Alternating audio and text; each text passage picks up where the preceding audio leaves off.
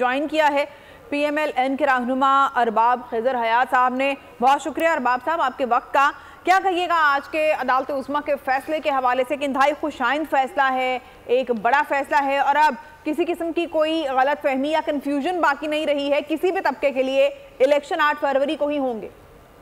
देखिए, हम तो शुरू दिन से कह रहे हैं कि इलेक्शन बर वक्त हो जाए, कि मुल्क में एक स्टेबिलिटी कायम हो जाए, एक मुंतखब हुकूमत आ जाए जिसको अवाम मुंतखब करें। और यही वजह है कि आज जो सुप्रीम कोर्ट का जो फैसला है तो वो एक खुशआइन फैसला है और ये पूरी कौम के लिए ये एक खुशखबरी है, क्योंकि जो पार्टी इनके खिलाफ गई थी अदालत लाहौर हाई कोर्ट में और जो उन्होंने वो तहफ़्फ़ुज़ात पेश किए थे, तो मेरे ख्याल में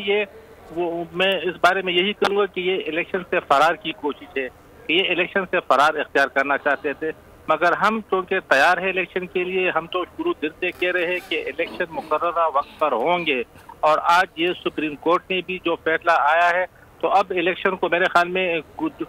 मैं तो यही कहूँगी कि दुनिया की कोई ताकत नहीं रोक सकती है और अवाम अपना फैसला 8 फरवरी को सुनाएंगे। जबकि ये भी मैं आपको ऑन द रिकॉर्ड बताता चलूँ, पूरी कौम हमें इस वक्त देख रही है और सुन रही है कि कौम अपना फैसला दे चुकी है, क्योंकि गुज़श्ता जो 3.5 साल की हुकूमत थी पाकिस्तान तहरीक इंसाफ की,